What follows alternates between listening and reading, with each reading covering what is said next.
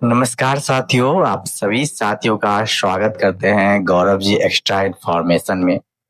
और आज के वीडियो में हम जानेंगे बीपीएससी टीआरई 4 के लिए जो बीपीएससी ने नोटिफिकेशन जारी किया है, उसमें 1 सितंबर से फॉर्म फिल का डेट स्टार्ट हो रहा है। उससे पहले हम सभी को ओटीआर रजिस्ट्रेशन करना बहुत ही जरूरी है। ओटीआर का मतलब होता है वन टाइम रजिस्ट्रेशन, जो सभी अभ्यर्थी को करना होता है। और इस नोटिफिकेशन में बीपीएससी के द्वारा दिया गया नोटिफिकेशन में साफ साफ ये कहा गया है कि जितने भी लोग पहले भी ओटीआर किए हैं उनको फिर से दोबारा करने की जरूरत है। तो इस बात पे ध्यान रखिएगा कि जब बीपीएससी एएडीयू का एग्जाम का फॉर्म फिल हो रहा था उस टाइम ओटीआर करने को कहा गया था, लेकिन बीपीएससी ने फिर से कहा है कि एक नए सिरे से एक नए तरीके से फिर से आप सभी को ओटीआर करने की जरूरत है। क्योंकि बीपीएससी के द्वारा होने वाले जितने भी एग्जाम है उसको अब 2 फेज में एग्जाम लेगा। जो पहले 1 डे एग्जाम होता था उसको अब 2 फेज में एग्जाम कर दिया है।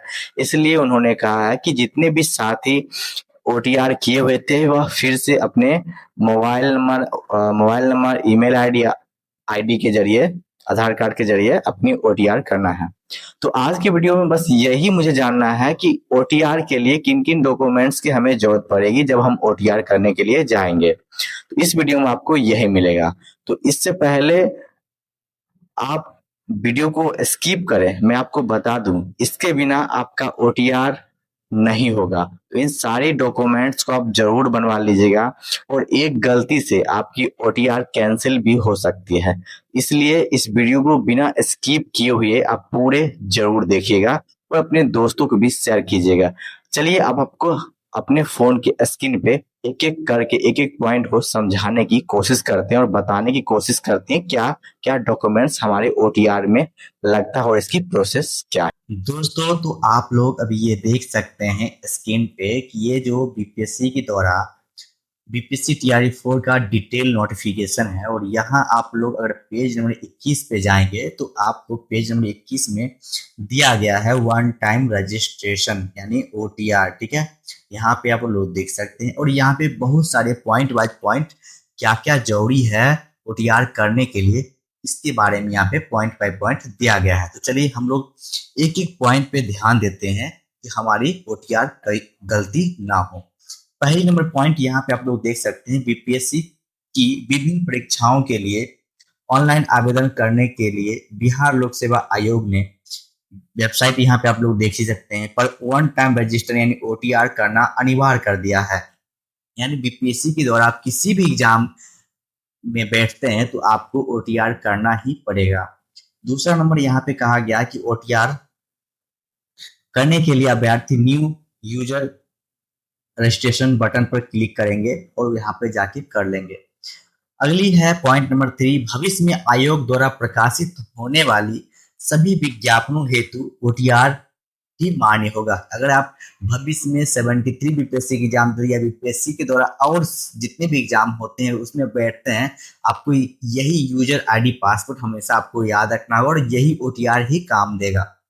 चौथा नंबर पॉइंट यहाँ पे लिखा गया, ओटीआर किसी भी परीक्षा के लिए आवेदन नहीं होता, ये सिर्फ एक वन टाइम रजिस्ट्रेशन होता है जो आपका एक प्रोफाइल क्रिएट करता है किसी आयोग के ऊपर।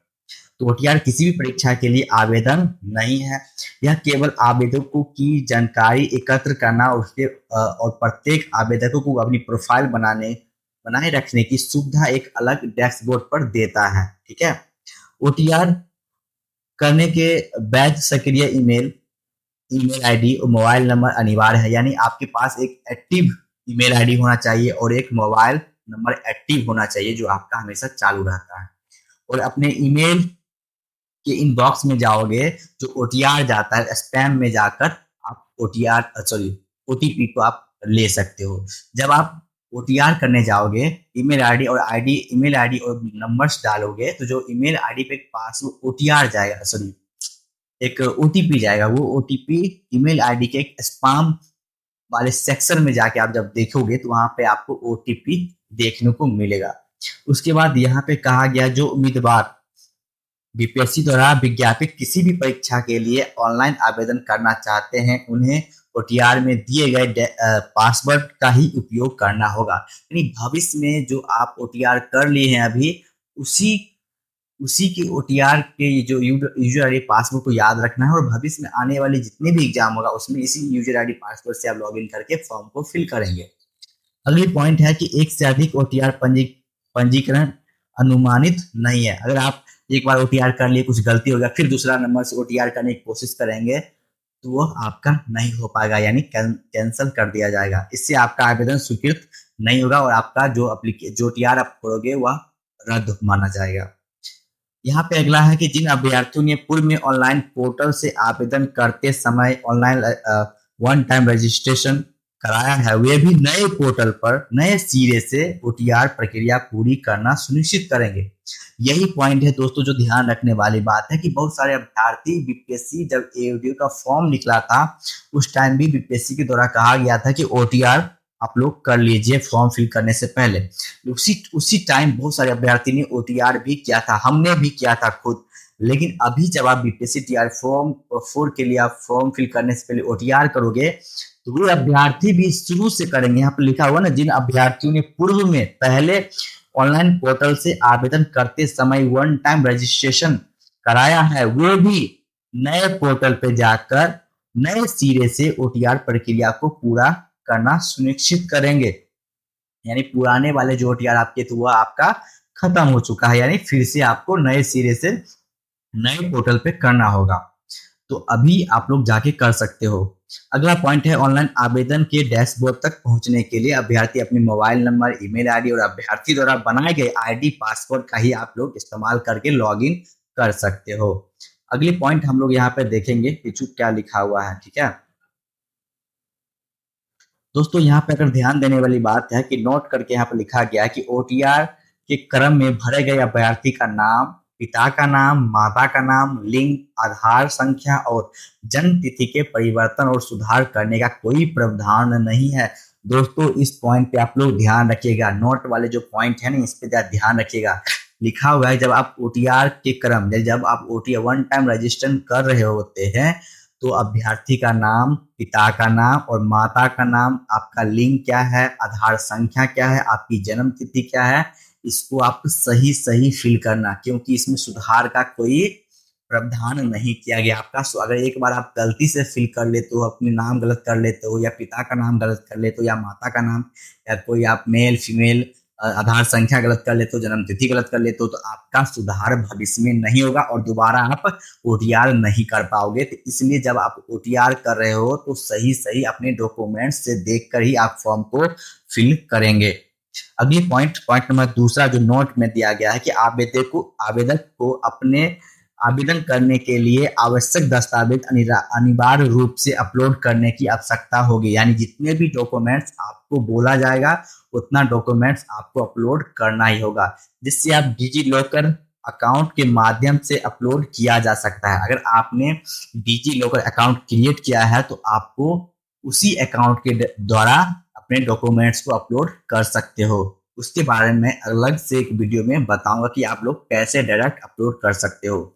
चलिए अगली पॉइंट यहाँ पे कुछ दिया गया है उसके बारे में हम लोग देखने की कोशिश करते हैं, जो हमारे लिए बहुत ही इंपॉर्टेंट हो सकता है। यानी बी नंबर में बात करें दोस्तों तो ओटीआर की प्रक्रिया पूर्ण होने के साथ ही डिजी लॉकर का मेरी पहचान पोर्टल खुल जाएगा। जैसे ही आप लॉगिन करोगे ओटीआर कंप्लीट होने के बाद, जैसे क्लिक करोगे ऑप्शन आएगा तो वहां पे आप ये आपको पोर्टल पे ले जाएगा। कौन सा पोर्टल पर? डिजी लॉकर पर लेके जाएगा, मेरी पहचान पोर्टल खुलेगा। जिन अभ्यर्थियों के पास डिजी लॉकर का अकाउंट उपलब्ध है तो डिजी लॉकर अकाउंट का कंसेंट OAMS को देते हुए सिंगअप कर देंगे। यानी इस तरह से आप लॉगिन करके आगे जा सकते हैं। जिनके पास, अगर आवेदकों के पास डिजी लॉकर अकाउंट उपलब्ध नहीं है तो वह न्यू सिंगअप पर क्लिक करते हुए डिजी लॉकर अकाउंट क्रिएट करेंगे। यानी आपको डिजी लॉकर अकाउंट क्रिएट ही करना ही पड़ेगा। ये हमेशा याद रखिए, जितने भी अभ्यर्थी हैं सभी लोगों को अपना अपना एक डिजी लॉकर अकाउंट होना चाहिए। कुछ लोग पूछेंगे कि भैया डिजी लॉकर अकाउंट होता क्या है? तो दोस्तों डिजी लॉकर अकाउंट के बारे में मैं अलग से एक वीडियो जरूर प्रोवाइड कर दूंगा, जिससे आपकी जो भी प्रॉब्लम होगी वह सॉल्व हो जाएगी। अगली बात दोस्तों यहाँ पे लिखा हुआ है कि यदि आवेदक ने पहले ही डिजी लॉकर का डिजी लॉकर पर दस्तावेज अपलोड कर दिए हैं और OAMS एक्सेस भी दी है, तो वे सीधे वहां से ही उन दस्तावेजों को आप लिंक कर सकते हो। अगली बात यह है कि यदि आवेदक डिजी लॉकर के पोर्टल के माध्यम से प्रोसीड नहीं करना चाहते तो वह ब्राउजर पे जाके बैक बटन पे क्लिक करने के उपरांत ऑनलाइन एप्लीकेशन का पोर्टल खुल जाएगा और ऑनलाइन एप्लीकेशन पोर्टल पर लॉगिन करके आप करते हुए आप अगली जो प्रक्रिया होगी उसको आप पूर्ण कर सकते हो। ठीक है, यानी बिना डिजी लॉकर के भी आप इस प्रक्रिया को पूरा कर सकते हो। लेकिन जब अगर आप डिजी लॉकर के एक्सेस डे को आप वेरीफाई कर देते हो तो आप सुरक्षित हो जाते हो, क्योंकि जो डिजी लॉकर पर जो भी डॉक्यूमेंट्स अपलोड होते हैं वह डायरेक्ट उनको एक्सेस मिल जाता है, वह डायरेक्ट वहां से वेरीफाई कर देते हैं। अगली बात आगे हम लोग देखते हैं यहाँ पे क्या क्या लिखा, प्रोसेस क्या है, फॉर्म फिल करने का इसका प्रोसेस क्या है, उसको मतलब फॉर्म फिल करने का इसका प्रोसेस क्या है उस पर हम लोग ध्यान देते हैं। दोस्तों सी नंबर में दिया गया कि प्रोफाइल निर्माण के लिए 6 चरण है, यानी 6 चरण में प्रोफाइल आपका निर्माण प्रोसेस होगा, वो इस प्रकार दिया गया है। पहला स्टेप में आपको पर्सनल इंफॉर्मेशन देना होगा यानी व्यक्तिगत जानकारी। दूसरी स्टेप में जब आप जाओगे तो एड्रेस इंफॉर्मेशन देना होगा, यानी पता संबंधित जानकारियां देनी होगी।